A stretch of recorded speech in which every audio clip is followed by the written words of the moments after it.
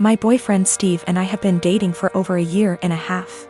I met him in one of my upper-level classes 2 years ago. At the time he was finishing up his degree, before moving on and working on his master's.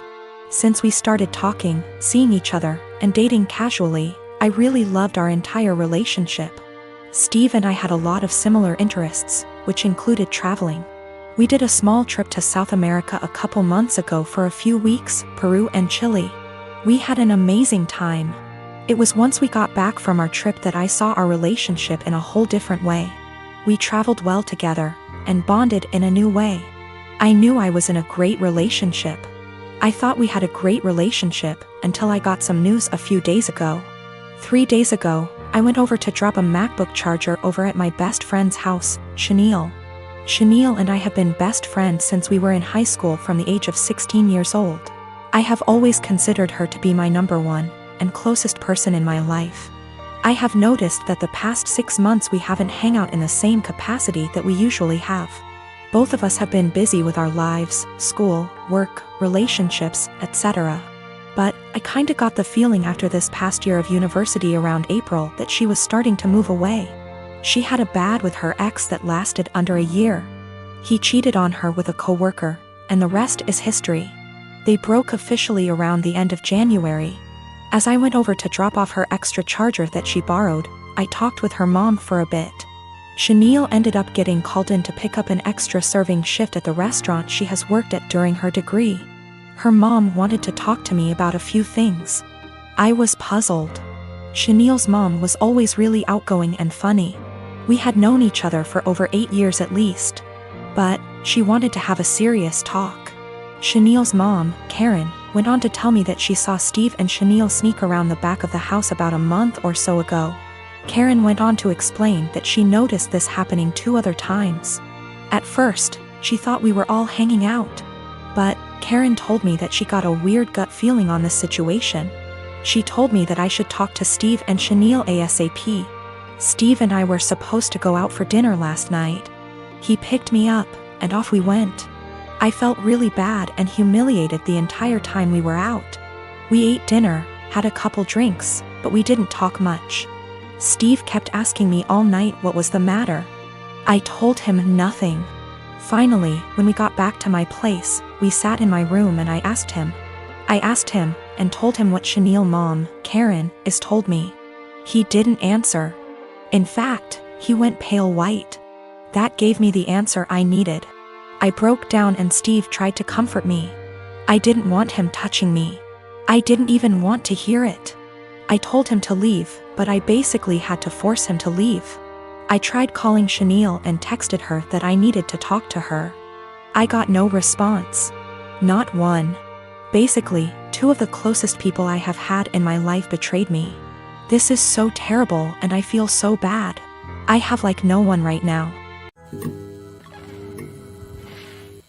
I have a sister who has a husband who is the poster child of weaponized incompetence. They have 4 kids and she's pregnant. My sister works a full-time job, 40+ hours a week, cleans her entire house, cooks, takes care of all her children without him doing anything.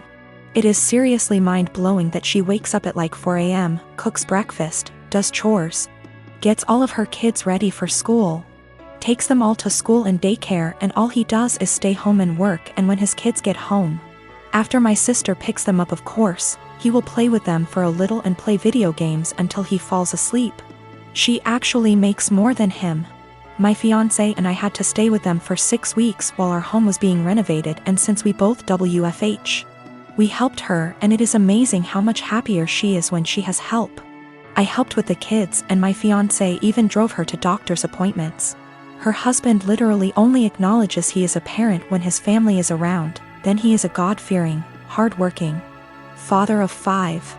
He is the one that wanted more kids. She wanted to stop after her last baby, but he needed more boys. I am seriously concerned not only for her, but her kids as well, because now her oldest is seeing what's happening and trying to help, but my sister is prideful and refuses to let her child do anything. Me and this man have never gotten along.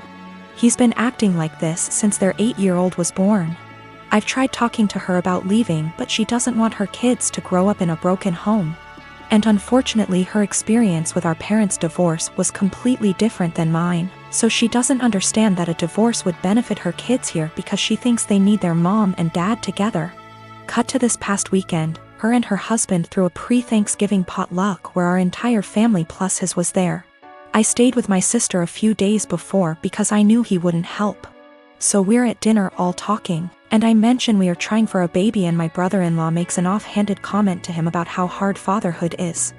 And I snapped and said, like you would know. He looked taken aback and asked me what I meant, and I unloaded on him, calling him a pathetic excuse for a man who makes my 8 months pregnant sister do everything for their family. I went off for a solid 10 minutes and he sat there shrinking in his seat. I left. Last night my sister called me and thanked me for standing up for her and told me she appreciated me. Although today I got a very nasty text from him telling me I'm a terrible person and because I lied. In front of his family his mom is angry at him and is moving in with them to help her out, and I've made him the laughingstock of his family. He certainly thinks so.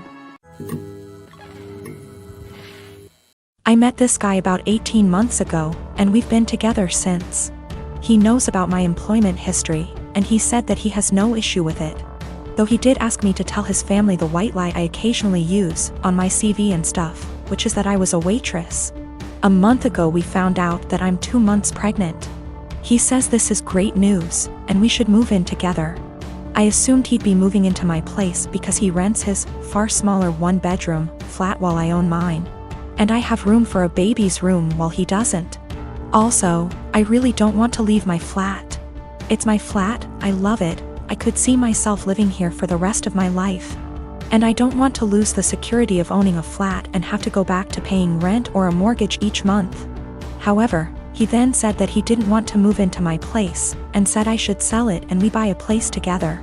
I said that I like my place, it means a lot to me that I was able to buy it. And it represents years of working my arse off scrimping and saving.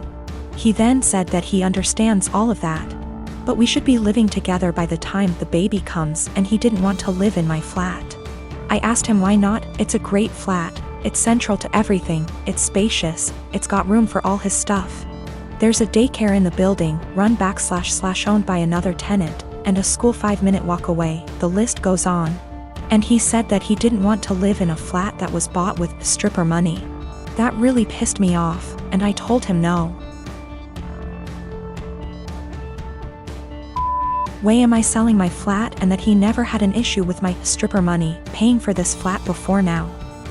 I said I wasn't giving up the security of owning a home for someone who tries to make me feel ashamed about something I don't feel ashamed of. He said that his point is if I sold the flat then we could get a new place with the money from the sale. I said, wouldn't that still be stripper money? And he said that's different, and I asked how. He then said he was going back to his place because I can't talk to you when you're in this state. He's gone back to his flat now, and he's texted me saying I'm overreacting / irrational, and I need to think of this realistically, rather than emotionally. He says he wouldn't feel right raising a child in my flat knowing how I purchased it, and selling back / moving is the best idea of all of us, not to mention the fact he isn't on the deed because it's my place and it would never feel like our place because of this. I feel I might be the arse because I get why he might feel like it's just my place, and I feel I'm being too rigid in a time we need to work together. Plus I spoke to my sister and she sided with him, so 2 out of 3 people think I'm in the wrong here. I dumped him. There was a whole conversation, and during the conversation he said he didn't want to be a parent if I wasn't willing to do everything he wanted, including sharing a house back / deed, plus staying together. Also, at the start of the conversation I said what a few people suggested, which was that I'd be willing to sell and split the house with him, provided he paid 50%, and he got very, very angry. Very, very quickly. He also said a few other things, how it's all going to pan out just yet, but it looks like I'm going to be a single mother. I want to start by saying that I don't have the best relationship with my mom. I have an older sister, and growing up my mom always tended to control me, and tried to override any decisions I make, saying that I was young and naive and she always knew better. I cut contact with her for a few months after she tried to get involved in my marriage. My husband and I been together for 3 years, and he has always been telling me to be more gentle with my mom.